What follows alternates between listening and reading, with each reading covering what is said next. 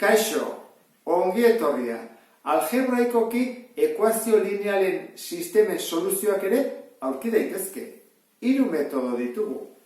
Ordezkatze metodoa, berdintzen metodoa eta laburtzen metodoa. Baina 3 metodoik aplikatu edo jarraitzen dugu beti ere lehendik horrela baldin badago. Baldin badago, isa bakar bat, i bakar bat eta gai askea. Eta hemen ere bai. Baldin badaude parentesiak, zatikiak eta hori lehenago egin behar da. Dena, joan behar da laburtzen, simplifikatzen, hau lortu arte. Horan, hau dugunean, bai galdetu dezakegula ze metodo erabiliko dugun. Normalean, erabiltzen da, ordezkatzen metodoa, baldin badago baten bat, aldagairen bat, koefizientea bat duena.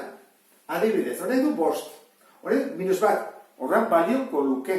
Erabili dezakegu ordezkatzen metodoa oso errexara, badagolako aldagai bat, koefizientea bat duena, bat edo -1, berdinean, Ez dagoenean, bat ere batekin da baldin bada 5, 7, 2, 3, orduan pentsatu behar dugu, behar bada laburtzen metodoa erabiltzea. Zergatik, baldin badaude biak multiploak, adibidez 3 eta hemen adibidez 6, orduan lortu dezakegulako laburtzen metodoarekin simplifikatzen eta errazago egiten. Eta gero berdintzen metodoa erabiltzen da, bietan baldin badago koefiziente berdina. Adibidez, pentsatzen zu hemen dugula, erro 2 isa, eta hemen erro 2 isa. Hori isolatzen ditugu, eta berdintzen metodoarekin eta dezakegu. Orduan, hasiko gara honekin. Eta ikusiko dugu beste bat komplikatua nola egiten den. Esan dugu, koefizientea bat duena badagola. Orduan, hori isolatu edo bakandu behar dugu. Minusa du, orduan zengo dugu eskubiko atalera eraman. Hola plus bihurtzen zaigu. Baina bakantzeko, eskubian dagona, ezkerreko atalera eraman behar da. Orduan, geltuko litzake hola. Bakandu dugu. Orduan, orain, ordezkatzen metodoa deitzen da, ordezkatzen dugulako beste ekuazioan, bestean, iaren ordez, hau, orduan, hemen jartzen dugu. 2 isa gehi 3, oan, i dator. Orduan, parentesia ekitzen da beti, eta jartzen da, iaren ordez, hau. Izten dugu parentesia, oan zer dator, berdin, 3. Hau ekuazio arruntala ez da, lehenengo parentesia kentzen dugu, izango izatik horrela, gogoratu, orduan hau da 15 isa, ken, 48, berdin, 3. Isa duteak ezkerreko atalean, 2 isa gehi 15 isa, 17 isa, eta gehi askeak eskubira, 3 gehi 48, isa berdin, batuketara 51. Eta gogoratu, bidertzea edena, zatitzen. Isa izango izateke, 3. Zer egin bat dugu isa aurkitzen dugunean? Ordezkatu, hemen lehen isolatu dugun ekuazio honetan. Isaen ordez 3 jarriko dugu. Orduan egiten dugu horrela. 5 bider 3, ken 16, berdin i. Hau da 15, ken 16, -1. Soluzioa bi eratara jarri dezakegu. Izan daiteke, isa berdin 3, eta i berdin -1, hau da modu bat, eta beste modu izango litzateke non elkartzen diren bi lineak, bi zuzenak, grafikoki, izango litzateke 3 eta -1. Ordena horatu beti da lehenengo isa eta gero i. Orain, goazen ikustea beste sistema bat.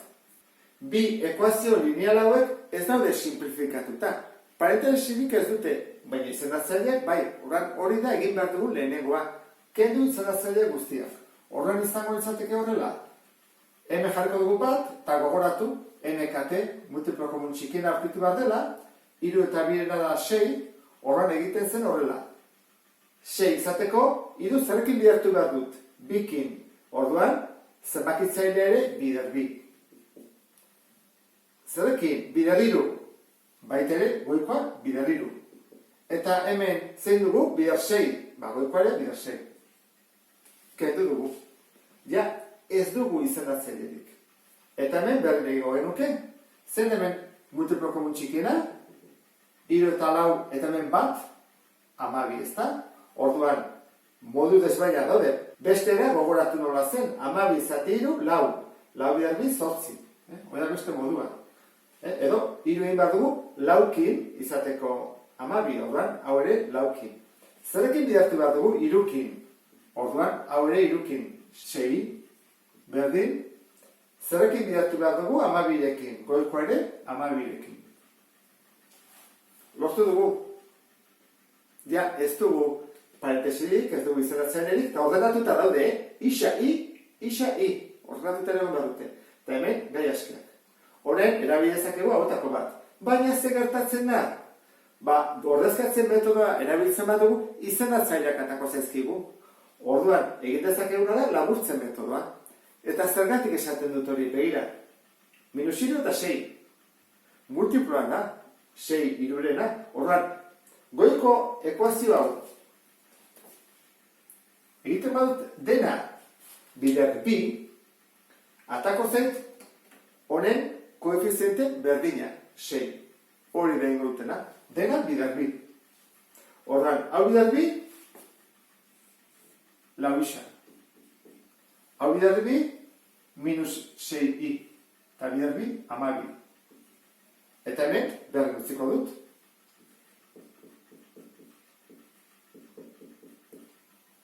Zer egin barko genuke orain? Nik batutzen badut, begira gertatzen, batzutan egin bada, batuketan eta besatzetan kenketa, ikusi barko ditzak. Baina hemen, batuketa egin ezkero, 4 isa eta 8 isa batuta, 12 isa dira.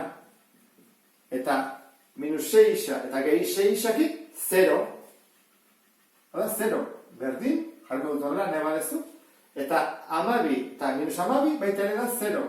Hora, isa izango izateke, 0 zati 12. Hori zen bada. Gogoratu, 0, Horan, aurkitu dugu isaren balioa, bientzako berdia izan datekena. Orain, joan behar dugu i aldagaiaren bila. Zenbat balio behar duen. Erabilezakegu bi hauetako bat, ezta? Bi hauek ez, ze izanatzailea daude. Eta horren, nik hartuko nuke, hau, zergatik, iaren bilari gera, eta plusa da. Nahiago nik hau, plus hartzea, minus hartzea baina. Ordan, isaren ordez jarriko dut 0. 8 bider 0, gehi 6i berdin -12. Hau da 0. Ordan, hola dut.